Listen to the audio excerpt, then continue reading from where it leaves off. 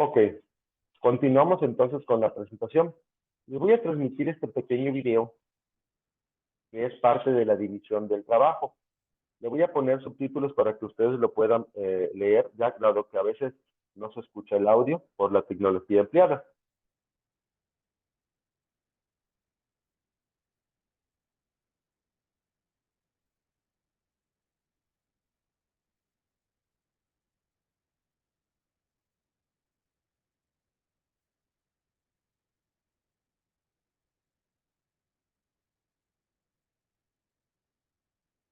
Ok, algo que les compartía era esta diapositiva que decía, Smith establecía que a través de la división del trabajo, los trabajadores desarrollaban más habilidad y destreza en sus tareas.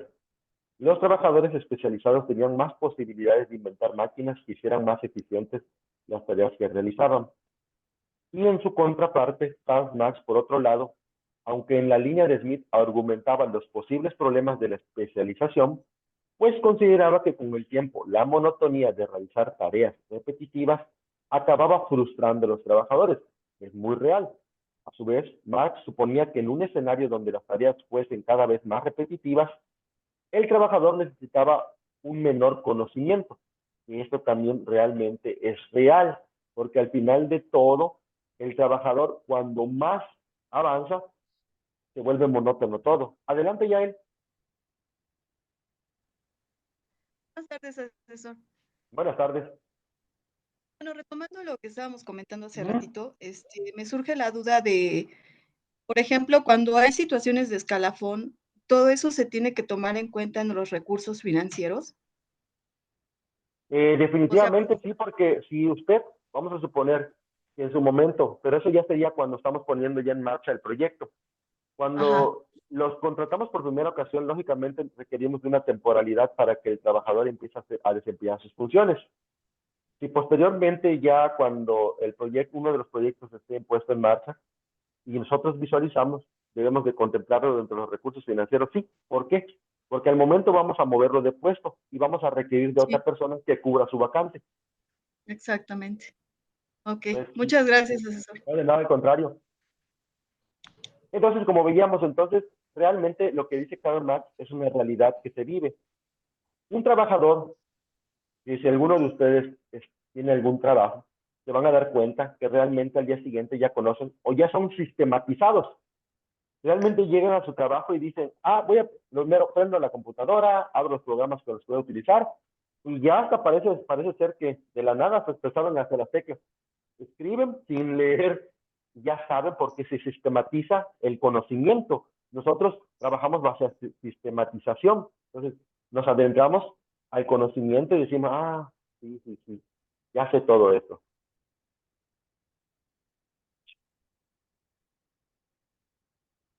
Alondra, si por ejemplo haces tu fase 3 y si hacemos el diagrama, lo convertimos a PDF, no, lo puedes entregar en PDF sin ningún problema. O sea, de hecho, esa fue una de las recomendaciones para que no se mueva su diagrama de flujo. Entonces, sí lo pueden entregar en PDF, o sea, sin entregarlo en Word. O sea, yo automáticamente ya lo abro y ya voy a evaluar su PDF. Y bien, continuando. Entonces, veamos la parte de, aquí vamos a entrar a esta parte importante, perfiles de puesto. Adelante, Jessica. Ahorita que comentó la duda de mi compañero, yo tengo una duda pequeña. Adelante. Eh, yo hice mi diagrama de flujo en Lucid Chart, no estoy Ok. segura si les pronuncié bien. Mi duda es, ¿le comparto tal cual el enlace igual que como fue en el audio la semana anterior? ¿O también debo agregar la captura de pantalla? No solo el enlace, de hecho, con que vamos a suponer, lo hiciste en Word, haces tu, siempre les recomiendo esa parte, hagan bonita su presentación, ponen su tabla. En las herramientas de Word ya ves que les aparece tablitas, le pueden modificar los colores, algo que se vea bien estructurado. Y ya posteriormente abajito si van a poner el diagrama de flujo de la fase 1, ¿no? Actividades previas. Y ponen link, y ya me ponen el link, y ya nada más también su video, su link de su video, y abajito sus fuentes de información, y es todo. Yo me encargo de evaluar todo lo demás. Ok, ya César, gracias. De nada. Y bien, eso es otra parte importantísima que es la que están viendo ustedes en su fase 4. ¿Qué es un perfil de puesto? Realmente, ¿Para qué nos va a servir esto? El perfil de puesto que dice es una de las actividades clave en el proceso de reclutamiento. Es la descripción del puesto de trabajo. Por eso nosotros vemos dentro de la fase 4 que debemos de hacer una descripción de perfiles. Debemos de características del perfil, en qué actividades va a realizar y en qué fases va a intervenir, que es como les compartí la sesión pasada en el recuadro, que ahorita se los voy a volver a presentar para que ustedes lo vean. Entonces nosotros vamos a buscar el nombre del puesto. Por eso les compartía que si ustedes ya conocen el nombre del puesto, colóquenlo en sus recursos humanos. Ya no coloquen una persona con conocimientos en área administrativa. Sino si yo ya sé que voy a utilizar a un administrador, pongo el administrador. Pongo el técnico en informática. Pongo el técnico en programación. Pongo el director del proyecto. Pongo los puestos que yo vaya a ocupar.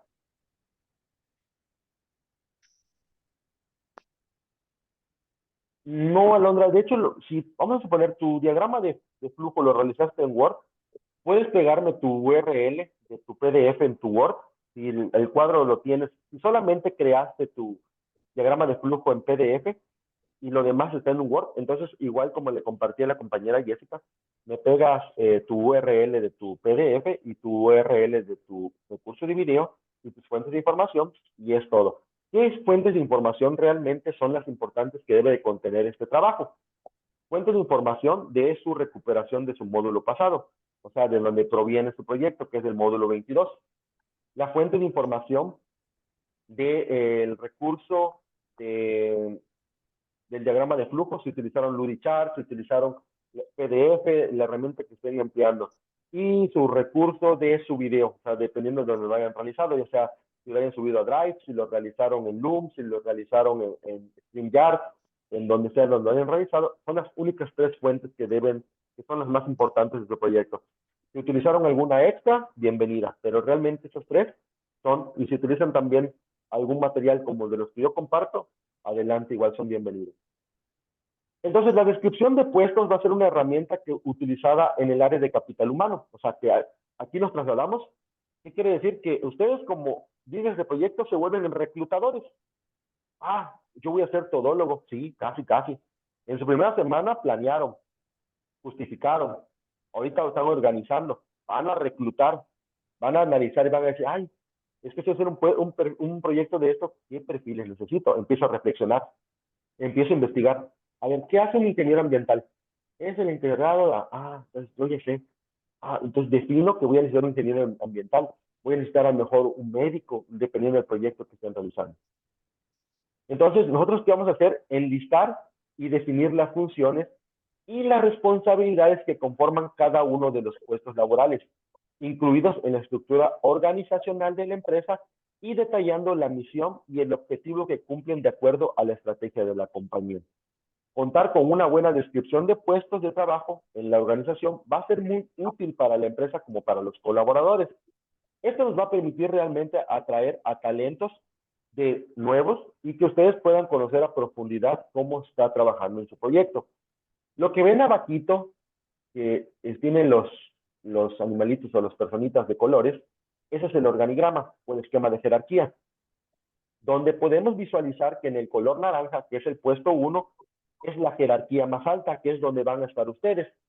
Los puestos 2 y 3, por ejemplo, o puede ser puesto 1, 2, 3 y 4, van a estar los mandos medios, y el puesto 4, que son los puestos azules, son los mandos bajos, o sea, la cabeza del proyecto, o sea, los colaboradores, quienes vayan a emplear ayudante general, ayudante de limpieza, secretaria, lo que ustedes estén trabajando con ellos. Ahora bien, un ejemplo de esto, aquí tenemos un perfil de puesto, como el de ustedes. Yo les puse este ejemplo que es director general de proyectos. En este caso, ustedes lo pueden realizar de esta manera o pueden realizar como les compartí en la sesión pasada, que ahorita se los voy a mostrar. Este es un ejemplo por creatividad que tengo que yo presentárselos a ustedes. Esto lo ven ustedes dentro de las aplicaciones para búsqueda de trabajo. Así lo van a encontrar.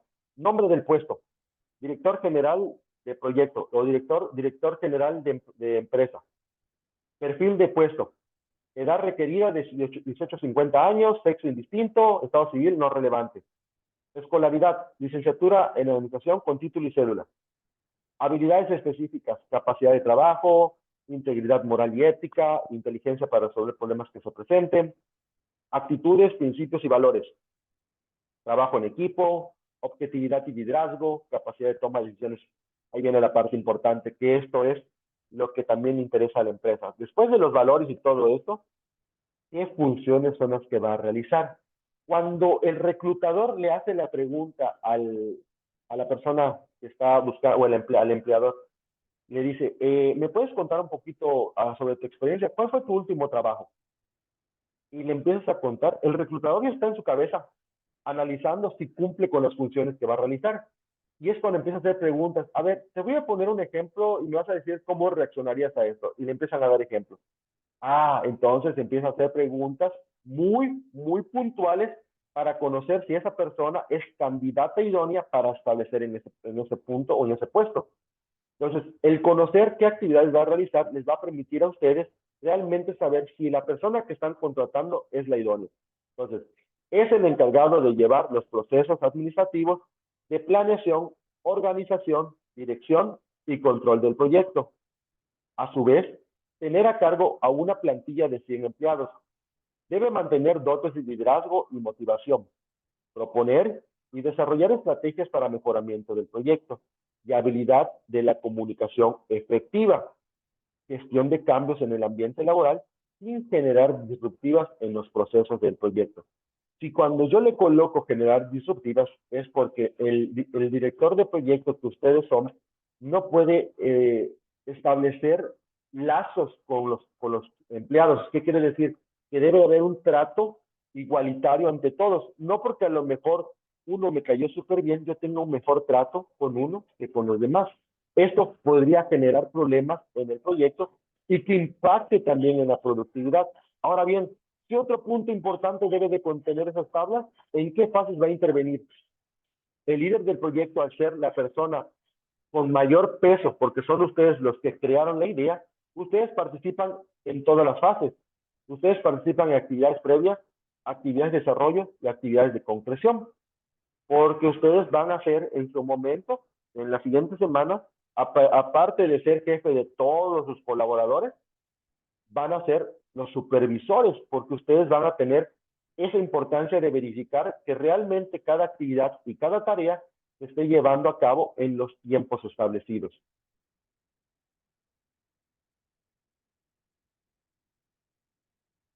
Alondra, no, por ejemplo, no es retomar la tabla, vas a retomar los recursos humanos.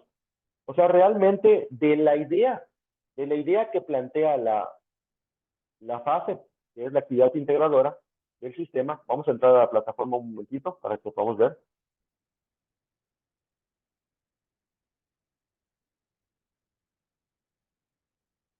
Por ejemplo, de la semana fase 3. Aquí les dice en recursos humanos, una persona con nociones del comercio para que pueda identificar la información relevante. O sea, si yo estoy diciendo una persona con nociones en comercio, ¿qué es el perfil? Ah, voy a analizar esto. A ver, ¿cuál es la tarea? Analizar tiendas similares para conocer sus costos de calidad, tiempos y formas de entrega de pago. Quiere decir que necesito un comerciante. Puede ser un comerciante, puede ser un vendedor, pero tiene que tener nociones de comercio. Ahora, si mi tarea 1.2, yo tengo una persona con conocimientos en contabilidad, pero yo ya lo sé, entonces voy a utilizar un contador. Entonces yo pongo aquí los perfiles y lo único que voy a hacer es arrastrar la información que tienes dentro de recursos humanos y pasarla a tu fase 4, que lo que vamos a hacer ahí es simplemente, a ver si está por aquí.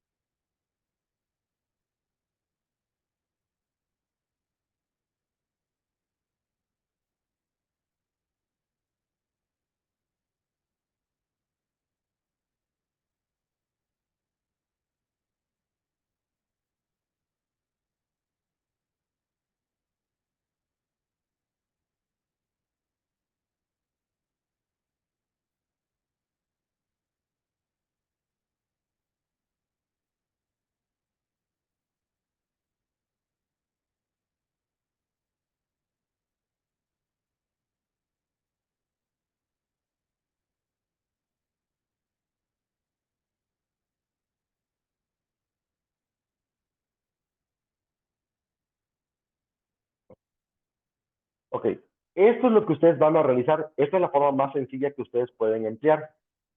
Aquí, lo que van a hacer ustedes, pueden hacer este tipo de cuadros, esta tablita, donde en la primera columna le van a colocar el puesto, en la siguiente el perfil, en la siguiente las etapas en las que va a intervenir y en la última qué actividades va a realizar.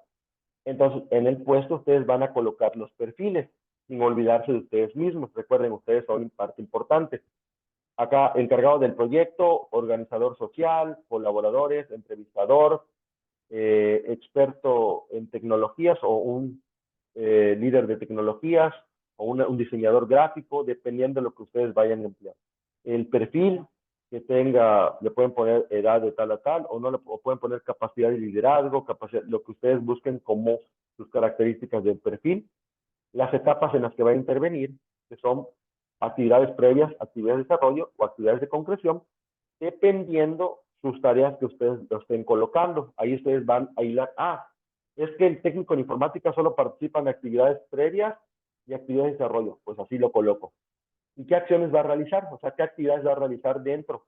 Va a ser el encargado de realizar las páginas de redes sociales, va a ser el encargado de mantener los sistemas computacionales actualizados, va a ser el encargado de establecer la base de datos, etcétera, etcétera. O sea, todo lo que ustedes le vayan a delegar como responsabilidad. Con esto aquí ya tenemos el 50%.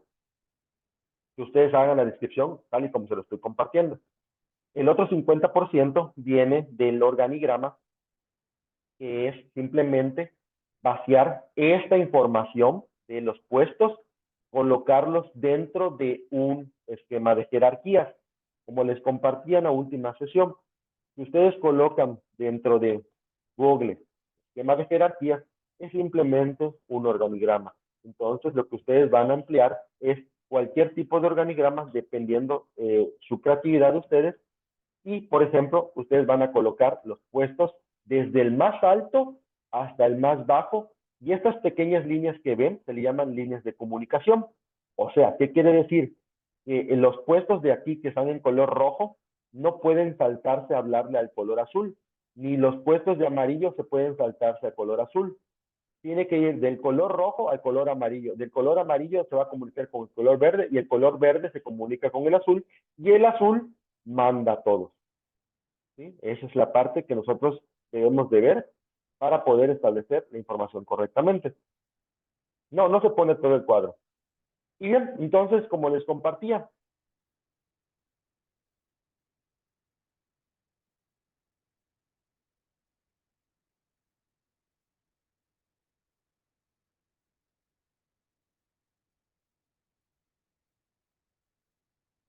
vamos a ver los tipos de organigrama para que puedan visualizarlo.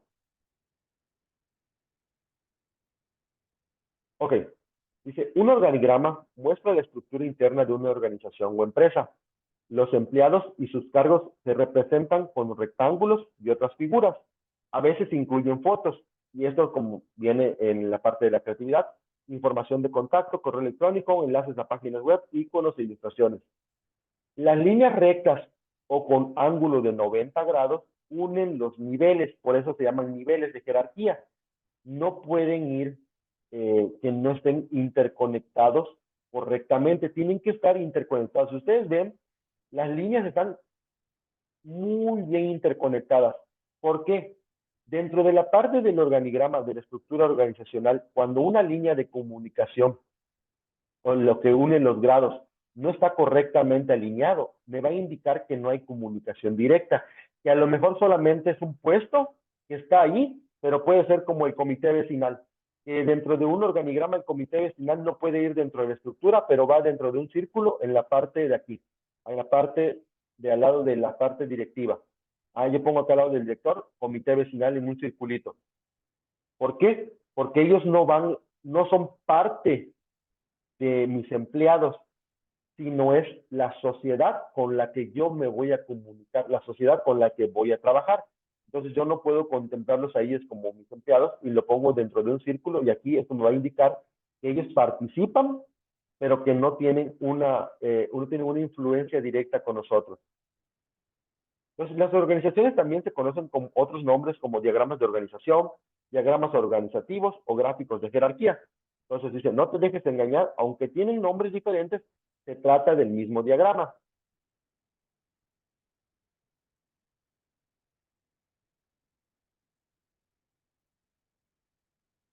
Sí, Alondra, de hecho puedes poner igual la liga sin problema, no pasa absolutamente nada. Si lo emplearon en una tecnología, para mí mucho mejor, porque eso es parte de su creatividad de ustedes. Pueden emplear la URL y yo les doy clic. Lo que sí les sugiero y les recomiendo es nada más que verifiquen que la liga esté abierta, porque ha pasado en muchas ocasiones que de repente lo suben y está bloqueado. Y el problema de cuando está bloqueado es que no lo puedo evaluar. Y yo tengo un tiempo para hacer las evaluaciones. Entonces, de repente llega el momento que visualizan cero y se comunican conmigo por el chat. Y sí, o sea, les digo, nada más denme acceso para que yo pueda evaluarlo y lo vuelvo a reevaluar para que no tengan ese problema. Sin embargo, traten de que esté abierto y en su momento de que a lo mejor yo solicite, que a lo mejor esté cerrado, dense una vueltecita por los sábados y domingos por la plataforma para verificarlo y ya checan si esta es su calificación. Bien, en los diagramas de flujo, realmente el diagrama de flujo nace en 1921. Créanme, desde 1921 el diagrama de flujo casi no ha sufrido modificaciones, siempre sigue siendo lo mismo. Un diagrama de flujo o flujograma es una representación gráfica y secuencial de un proceso o flujo de trabajo, con todas las tareas y actividades principales necesarias para lograr un objetivo común. Por eso la plataforma le solicita, aquí viene la importancia, en la descripción dice que viene incluida todas las actividades y todas las tareas, porque si yo lo hago de una tarea, entonces ya deja de ser un diagrama de flujo, ya no es, sino se convierte en un esquema. Entonces, para mantener visualmente que se pueda representar la sucesión de tareas y la relación entre ellas, se utilizan símbolos como flechas, rombos, rectángulos o prismas, que eso en su momento eran los principales elementos que se utilizaban de un flujograma. En 1947 empiezan a crecer la simbología. El uso del diagrama creció de forma constante, de modo que en 1947 se crearon los primeros sistemas de conjunto de símbolos, con diagramas de procesos para los diagramas de flujo. Con el tiempo, se estableció una simbología común para crear este tipo de diagramas, que continúa hasta el día de hoy. Un siglo después de su creación, el diagrama de flujo sigue siendo un método popular para crear descripciones de procesos y definir tareas. Este método, junto con otro que se llama método de la ruta crítica, son casi idénticos, solo que el método de la ruta crítica se emplea dos caminos muy diferentes, uno con camino A, que es un camino corto, y el camino B, que es más largo, pero siempre llegando al mismo objetivo. Entonces, ¿cuál es la simbología básica que debe de contener un diagrama de flujo? Las flechas de flujo. Bueno, principalmente la información. Que la información tenga armonía. ¿Qué quiere decir? Que si yo estoy estableciendo las actividades y las tareas, tengo que verificar realmente que el flujo de información contenga la toma de decisiones correctas y que contenga realmente los caminos para establecer estrategias. Una vez con eso, voy a utilizar el símbolo que debe ser las flechas de flujo. Importante, inicio o finalización, que es el óvalo, este que está aquí alargadito, el rectángulo, que es el proceso, y el romboide, que es la decisión. En otros sistemas, como son de tecnologías, como los informáticos utilizan sus procesos, esta es la parte de documento impresora que también lo utilizan para imprimir salida en pantalla, datos de entrada y salida, referencias en página, referencias a otra página. Que realmente eso nosotros no lo empleamos, sino solamente estos símbolos que están aquí en el lado izquierdo.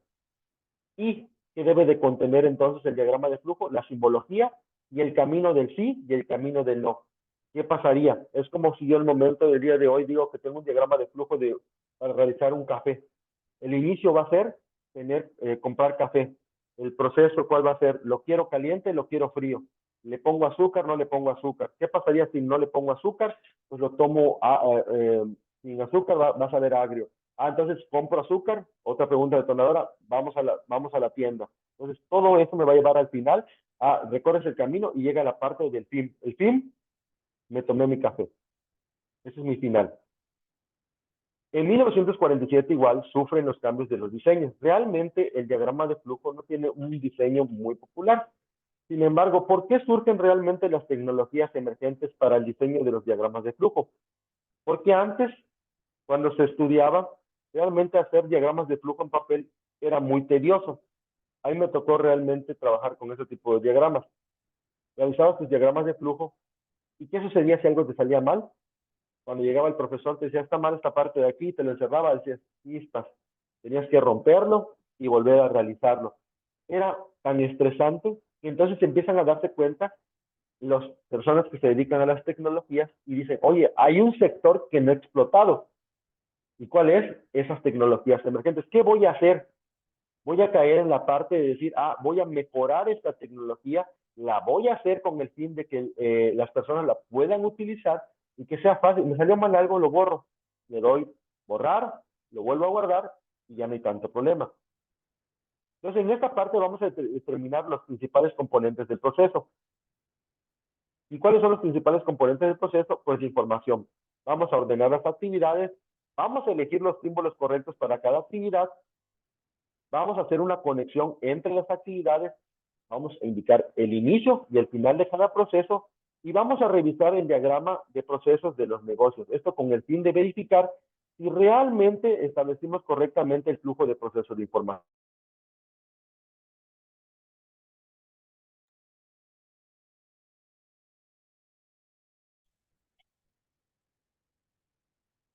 Y bien, este era un pequeño juego que quería hacer con ustedes, pero ya no me va a dar el tiempo, por lo que voy a pasar esta presentación para mostrarles algo importante. En la parte de la estimación de recursos,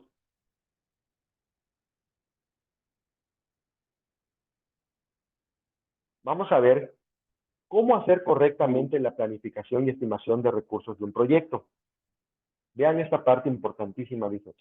El éxito de la gestión de un proyecto se apoya en el proceso de estimar correctamente los recursos de las actividades que lo componen. Estos deben de ser determinados por la dirección del proyecto. O sea, ¿quiénes son los directores del proyecto? Ustedes. Lo antes posible. Porque, ¿qué pasa? Si yo no los determino correctamente, automáticamente va a impactar en la gestión. Entonces, ¿qué es la estimación de recursos?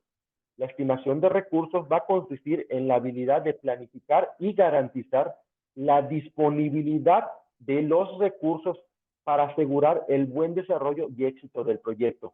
La gestión de los recursos disponibles va a ser esencial para cualquier proyecto y debe de tenerse en cuenta incluso antes de que el mismo comience.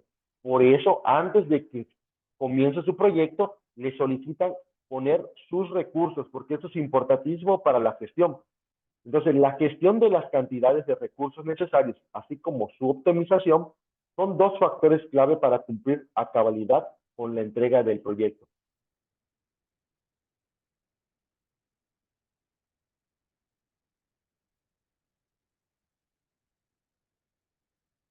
Claro, claro, Alondra, de hecho puedes poner esa parte, puedes poner que es servicial, que necesitas que sea responsable, que tenga responsabilidad, que sea proactivo, que sea reactivo, que sea eficaz, que le guste trabajar en equipo, porque vamos a trabajar en equipo. Entonces tú puedes poner todas las características que requieras de este perfil.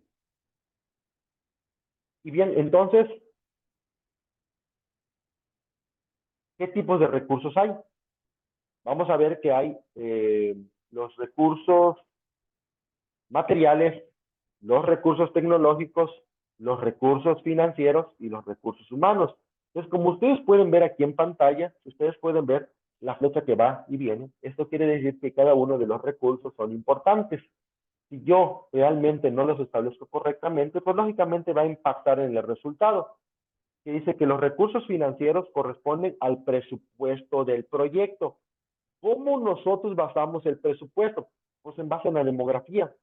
O como les vuelvo a compartir, para que ustedes no coloquen montos financieros, solo coloquen la palabra recursos monetarios. Con esto yo hago alusión que necesitan dinero para poder solventar el recurso material, el recurso tecnológico y el recurso humano.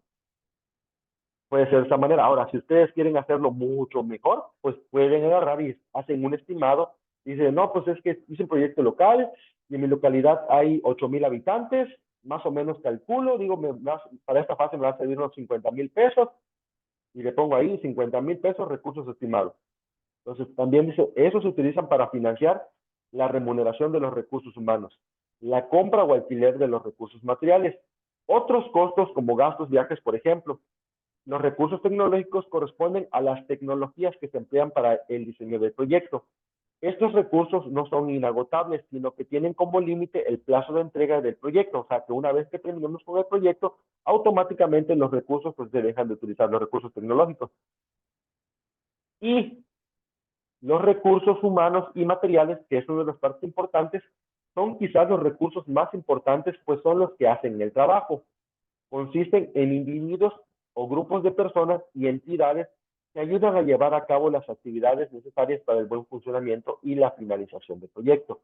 Su importancia radica en ser los que poseen el conocimiento y el know-how, que en inglés es el saber cómo, o habilidades y conocimientos técnicos en experiencia empresarial, conforman un equipo competente y multidisciplinario que cuenta con la experiencia y las calificaciones necesarias para ejecutar el proyecto.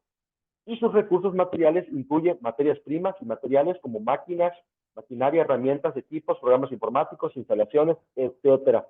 Pueden tratarse de bienes que se pongan a disposición del proyecto temporalmente o que puedan utilizarse más tarde, de bienes fungibles que pueden utilizarse como en cantidad determinada y tienen un costo unitario.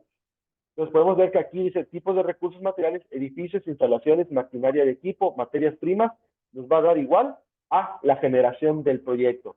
Esto quiere decir, para finalizar con esta sesión, que los recursos, actividades, infinitivo, ir, tareas, ir, recursos materiales, solo van los bienes tangibles, computadora, celular, impresora, mouse, lo que quieran utilizar.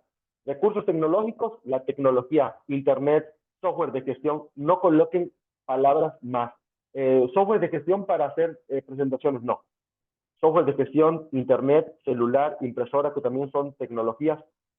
Recursos humanos, colocamos una persona con conocimientos en comercio, o puedo colocar comerciante, administrador. Si ya conocen el perfil, lo pueden colocar para que se les facilite su siguiente semana, que va a ser más sencillo. Y recursos financieros, o estiman basado en su demografía de población, o solo coloquen la palabra de recursos monetarios. Y de igual manera, en su fase 4, recuerden la tablita que les compartí, la van a tener al momento de finalizar la sesión con la presentación, que es puesto, que es el perfil del puesto, características del perfil, fases en las que va a intervenir y sus actividades a realizar, su organigrama y las respuestas a sus preguntas. Es todo. Y sus fuentes de información. Con eso tienen el 100%. Bien, se terminó el tiempo. Les agradezco de antemano que hayan asistido. ¿Me pueden colocar su nombre completo en el chat para que pueda poner su participación? A Jessica y a Yael, por favor.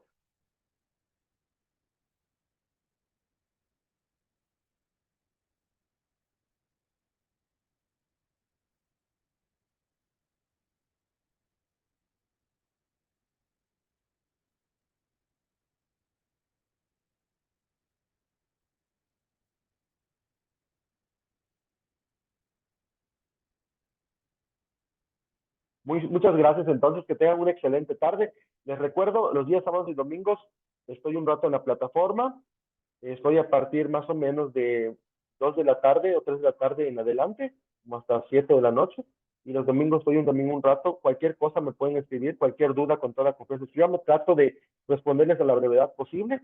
Entonces, no se desesperen, créanme, los voy a contestar. Que tengan una excelente tarde, un bonito fin de semana y cuídense muchísimo. Hasta luego. Gracias, asesor. Igualmente, excelente tarde y gracias por su tiempo, su paciencia y por su dedicación. Gracias, muy amable. Hasta luego. Hasta luego, profesor. Hasta luego.